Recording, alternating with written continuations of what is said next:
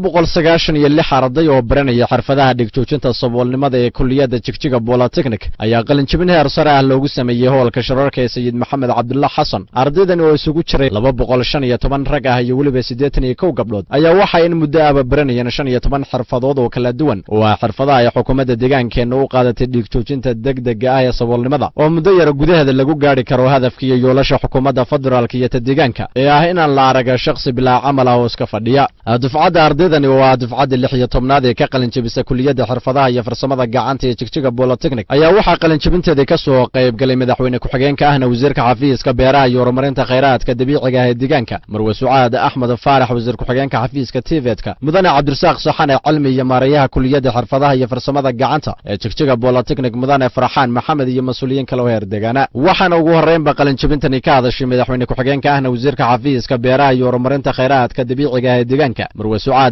Axmed Faarax oo hambaliyo iyo bogaadin kadib sheegteen cadawga koobaad ee deegaankeena oo ah saboolnimada uu yahay waxyaabaha kaliya ee lagaga hortagi karo xirfadaha kala duwan ee ay bartaan dhalinyartan isla markaasna ay tahay inay ka faa'iideystaan xirfadahan kala duwan ee ay bartaan. run ahaantii waxay ii tahay farxad aad u weyn inaan maanta kala qayb qaato qalin jabintan sidaad ogsoon tihiinba xirfadaha gacanta waa dhiig joojinta saboolnimada sidaad ogsoon tihiinba deegaankeenu cadawgiisa ugu horeeya waxa weeyaan saboolnimada si aan saboolnimada oo la dagaalanaba waxay kaalin muhiim ah ka qaadanaysaa xirfadaha gacanta ayaa kaalin weyn ku leh ayaan oran karnaa marka sida uu halku dhageenu yahay aan ka faa'iideysano fursadaha farsamada gacanta isla mar ahaantaana ka fogaano fadhi ku dirarka mashaqaysanimada iyo shaxaadka. mudane Cabdirasaaq Saxane cilmi wasiir ku-xigeenka xafiiska TVETka ee dawladda deegaanka Soomaalida ee Itoobiya ayaa dhinaciisa sheegay in uu aad ugu faraxsan yahay 296 arday ee bartay xirfadaha kala duwan ee dhigjoojinta saboolnimada isla markaasna qaatay imtixaanka xaqiijinta tayada waxbarashada ee COC-ga inuu kala soo qayb galo xafladan qalin jabinta ah. farxadiya inaan kala soo qayb galo qalin jabintan aad u qurux badan ee maanta ay soo diyaarisay kulliyadda Polytechnic Jigjiga taasoo ay ku qalin jabinayaan in ka badan 261 arday oo mataqaanaa muddo 3 sano in ka badan baranayay xirfadaha kala gedsan kuwaasoo maxaan ku rahay boqolkiiba boqol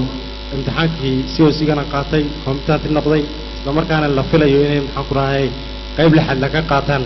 qorshayaasha xukuumaddu ay ugu diyaar garoobeyso dhimista saboolnimada. waxaa sidoo kale madashaasi qalin jabinta ka soo jeediyay su'aalkii taariikheed ee kulliyadda xirfadaha iyo farsamada gacanta ee Jigjiga Polytechnic maareeyaha kulliyadda mudane Farxaan Maxamed waxaana sidoo kale carrabaabay in intii ay kulliyaddu aasaasneeda arday badan la baray xirfado kala duwan oo ay ku shaqaystaan maantana ay yihiin dhalinyaro shaqaysta oo ka baxay shaxaadkii iyo fadhiidnimadii ahada ka hor ku jireen. kulliyaddan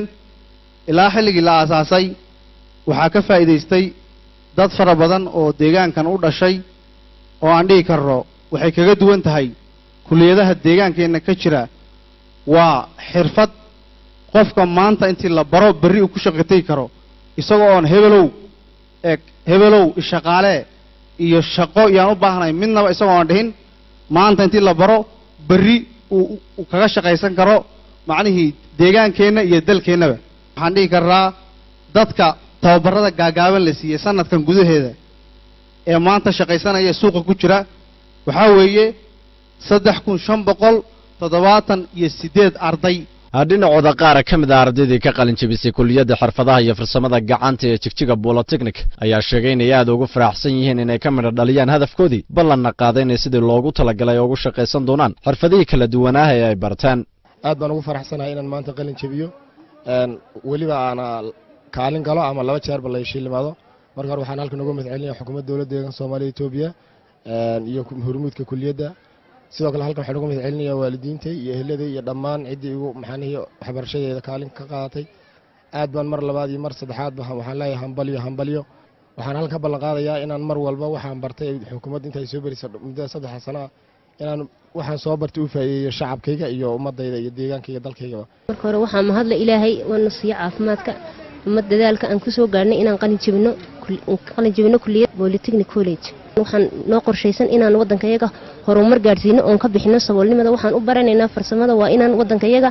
aan baahidiisa daboolno weeyaan. kulliyadda xirfadaha iyo farsamada gacanta ee Jigjiga Polytechnic ayaa waxaa la aasaasay sanadkii 1994 tirsiga taariikhda dalkan Ethiopia waxaana intii ay aasaasneed kulliyadu ka faa'iideystay dhalinyaro dhan 7921 arday oo la baray xirfadaha kala duwan ee kulliyadu bixiso iyadoo kulliyadu ka qayb qaadatay qorshayaasha ee xukuumadda federaalka iyo deegaanka ugu jireen tirtirista saboolnimada oo ah cadawga koobaad ee dalkeena isku soo wada duuba waxaa gabagabadii qalin jabintani halkaas abaalmarino kala duwan lagu guddoonsiyay ardaydii kaalmaha hore gashay macallimiintii iyo waliba shaqaalihii firfircoonida muujiyay iyadoo abaalmarinadaasna guddoonsisay madaxweyne ku-xigeenka ahna wasiirka xafiiska beeraha iyo horumarinta kheyraadka dabiiciga ah ee dowladda deegaanka Soomaalida Itoobiya Marwo Sucaada Axmed Faarax iyo mas'uuliyiin kalaba